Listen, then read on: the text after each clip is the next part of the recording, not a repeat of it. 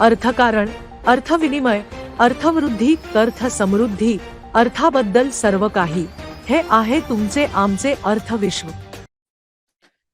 एक नेहमी विचारला जाणारा प्रश्न असा आहे की नॉन रेसिडेंट इंडियन्स, अनिवासी भारतीय जे आहेत त्यांना भारतामध्ये इन्कम टॅक्स रिटर्न भरणं गरजेचं आहे का, किंवा कोणत्या परिस्थितीमध्ये नॉन रेसिडेंट इंडियन्सने भारतामध्ये त्यांचं आयकर विवरणपत्र, ज्याला इन्कम टॅक्स रिटर्न म्हणतात, हे भरणं गरजेचं आहे. तर चला बघूया काय त्याच्या प्रोव्हिजन्स आहेत ते.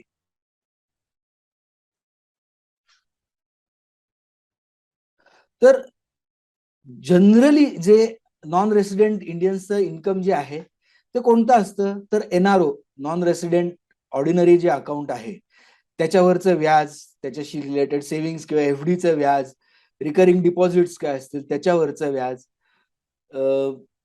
तुम्हाला माहितीये की non residents savings bank account hold करू शकत नाही, पण तरी काही लोकांचे आम्ही बघितलेले आहेत की काही सेव्हिंग्स अकाउंट्स भारतामध्ये असतात. तर अशा सेव्हिंग्स अकाउंटवरचं व्याज, बॉन्ड्स, डिबेंचर्स ह्यांच्यावरचं मिळणारं व्याज जे भारतातलं आहे ते पूर्णपणे भारतामध्ये टॅक्सेबल आहे. नंबर 2, जे जे काय आपले एनआरआयज आहेत त्यांनी शेअर्स मध्ये इन्व्हेस्टमेंट केलेली असते, तर ह्या शेअर्सवर मिळणारं जे डिव्हिडंड आहे, लाभांश जो आहे, तोही इंडियामध्ये टॅक्सेबल आहे. भारतामध्ये काय प्रॉपर्टीज घेतल्या असतील किंवा वडिलोपार्जित सक्सेशनने काय आल्या असतील, अशा प्रॉपर्टीज ज्या आपण रेंटवर देतो, त्या रेंटवरचं ते रेंट देखील इंडियामध्ये टॅक्सेबल आहे. एखाद्या आर्थिक वर्षामध्ये आपण समजा काही प्रॉपर्टीज विकल्या असतील, ऍसेट्स विकल्या असतील, इन्व्हेस्टमेंट, शेअर्स, बॉन्ड्स, डिबेंचर्स हे जे काही विकले असतील, तर ह्याच्यावर मिळणारा कॅपिटल गेन्स हा देखील भारतामध्ये टॅक्सेबल राहतो. आणि तुम्ही भारतामध्ये समजा आलात आणि भारतामध्ये आल्यानंतर तुम्ही काही दिवसांसाठी काही कुठे काम केलं, त्याच्यासाठी तुम्हाला सॅलरी मिळाली, काय कन्सल्टन्सी मिळाली, काय परफॉर्मन्स दिले, एखादं प्रोफेशन केलं, किंवा असं कोणत्याही प्रकारचं इन्कम जर तुम्ही अर्न केलं आणि ते जर भारतात अर्न केलं तुम्ही भारतात असताना, तर हे सगळे इन्कम जे आहेत हे भारतामध्ये टॅक्सेबल आहेत. मग आता प्रश्न येतो की इन्कम टॅक्स रिटर्न कुणी भरावा? तर हे जे काही इन्कम आहे जे भारतामध्ये आलेले आहे, received, accrued, arisen or deemed to have received, accrued or deemed to have arisen, असे जे काय उत्पन्न असतं, आणि हे उत्पन्न जर 2.5 लाख रुपयाच्या पेक्षा जास्त जर असेल तर त्याला इन्कम टॅक्स रिटर्न भरणं गरजेचं आहे. जे निवासी भारतीय आहेत, जे रेसिडेंट इंडियन्स आहेत, त्यांच्यासाठी 87A चा एक रिलीफ आहे. तो रिलीफ काय म्हणतो की ज्यांचं इन्कम 5 लाखापेक्षा कमी आहे, तर 2.5 लाख ते 5 लाखाच्या दरम्यान जो काही टॅक्स येतोय, तो टॅक्स जो आहे तो टॅक्सचा रिलीफ मिळतो, पण तो फक्त रेसिडेंट इंडियन्सला आहे, निवासी भारतीयांसाठी आहे. नॉन रेसिडेंटसाठी हा 87A नाहीये. त्यामुळे नॉन रेसिडेंटसाठी 2.5 लाख रुपयाच्या वर 1 रुपया जरी आला तरी त्याच्यावर त्यांना 5 लाखाच्या आत असेल तरी त्यांना त्याच्यावर 5% हा टॅक्स भरावा लागतो. अजून कोणी रिटर्न भरणं गरजेचं आहे, तर ज्यांचा टीडीएस झालेला आहे. टीडीएस झालाय तो तुमच्या एआयएस मध्ये येतो, 26AS स्टेटमेंट मध्ये येतो. तुमचं जर टॅक्स लायबिलिटी, कर दायित्व समजा कमी असेल, पण टीडीएस समजा जास्त आहे, तुमचा 2.5 लाखापेक्षा कमी इन्कम आहे, पण बँकेने एफडी वर टीडीएस केलेला आहे, कारण तुम्ही नॉन रेसिडेंट असल्यावर तुमच्या सगळ्याच इन्कमवर डायरेक्ट जो काही 20 किंवा 30% इन्कम टॅक्स आहे तो कापला जातो. मग असा रिफंड जर तुम्हाला घ्यायचा असेल तर तुम्हाला टीडीएस रिटर्न, त्याचं इन्कम टॅक्स रिटर्न भरणं गरजेचं आहे. लक्षात घ्या, जर तुमचा टीडीएस कापला असेल आणि तुम्ही जर रिटर्न भरलं नाही, तर आम्ही असं बघितलेलं आहे की बऱ्याच वेळा त्याच्यासाठी इन्कम टॅक्स डिपार्टमेंट कडनं नोटिसा येतात की तुम्ही हे रिटर्न का भरलेलं नाहीये.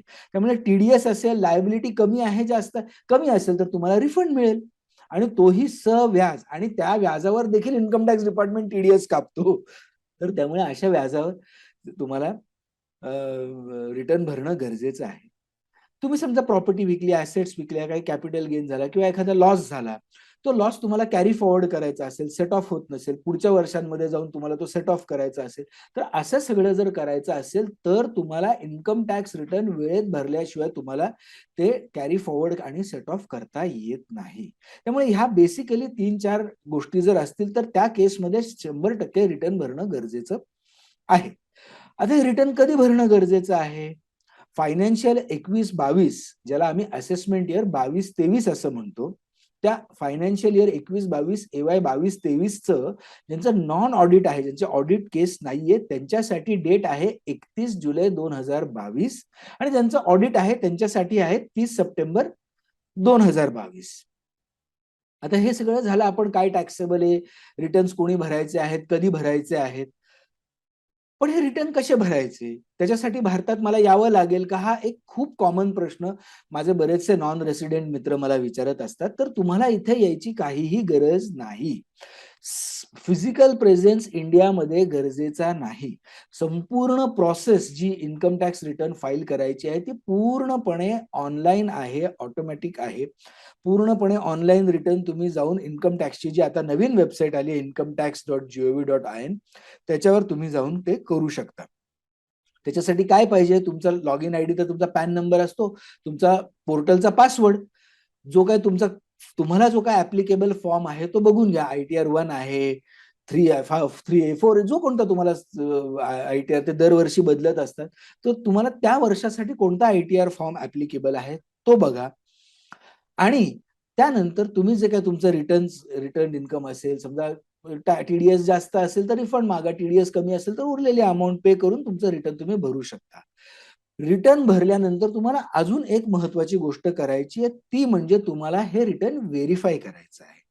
आता रिटर्न व्हेरीफाय करायचं म्हणजे काय, तर त्याची ITR-V जी एक्नॉलेजमेंट येते रिटर्न भरल्यानंतर, त्याच्यावर आयदर तुम्ही सही करून CPC बँगलोरला पाठवायची किंवा सगळ्यात सोपा उपाय म्हणजे ई-व्हेरिफिकेशन करायचं. हे ई-व्हेरिफिकेशन कसं करता येतं, तर त्याच्यात 3-4 पद्धती आहेत. एक तर तुमचा जो मोबाईल आहे, तुमच्या आधारशी लिंक जो काही मोबाईल असेल, त्याच्यावर तुम्हाला एक OTP जातो. तो OTP समजा तुम्हाला SMS मिळणार असेल, इंडियामध्ये कोण तुमचे नातेवाईक असतील ते तुम्हाला समजा तो OTP इमिजिएटली तुम्हाला WhatsAppवर किंवा शेअर करणार असतील, तर तुम्ही ई-व्हेरिफाय तसं करू शकता. किंवा तुम्ही बँकेतनं अकाउंट, जे इंडियन बँक अकाउंट्स आहेत काही ठराविक बँका, त्याच्यामधून लॉग इन करून तुम्ही ऑनलाईन जाऊन करू शकता.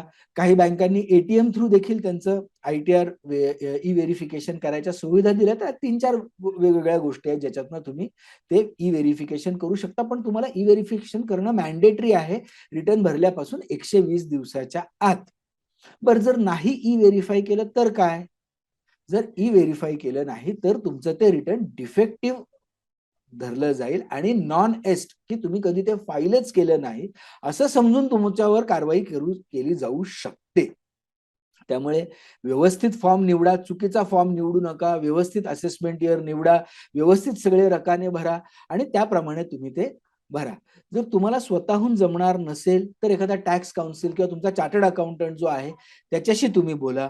ते तुम्हाला त्याच्यामध्ये गाईड करतील. तुम्हाला भारतामध्ये यायची काहीही गरज नाहीये. तुमचे टॅक्स काउन्सिल, चार्टर्ड अकाउंटंट तुमच्यासाठी सगळ्या व्यवस्थित प्रकारे हे सगळं एक्सप्लेन करतील. त्याप्रमाणे तुम्हाला ते मदत करतील. टॅक्स लॉज दिवसेंदिवस कॉम्प्लिकेट होत चाललेत. सिम्प्लिफाय करायच्या ह्याच्यामध्ये ते आणखीनच कॉम्प्लिकेट होत चाललेले आहेत. त्यामुळे मी जसं सगळ्यांना सांगतो, सेल्फ मेडिकेशन करू नका. स्वतःचं ऑपरेशन जसं आपण स्वतः करणार नाही, तसं तुम्ही इन्कम टॅक्सच्या देखील ज्या गोष्टी आहेत त्या स्वतः करू नये. एखाद्या चांगल्या टॅक्स काउन्सिल किंवा तुमच्या चार्टर्ड अकाउंटंटशी सल्लामसलत नक्की करा. कसा वाटला व्हिडिओ आम्हाला कमेंट्समध्ये कळवा. आवडला तर लाईक करा. इतर तुमच्या मित्रमैत्रिणींबरोबर शेअर करा. जर सबस्क्राईब केले नसेल आमच्या चॅनलला तर सबस्क्राईब जरूर करा. पुन्हा भेटूया. तोपर्यंत नमस्कार. धन्यवाद.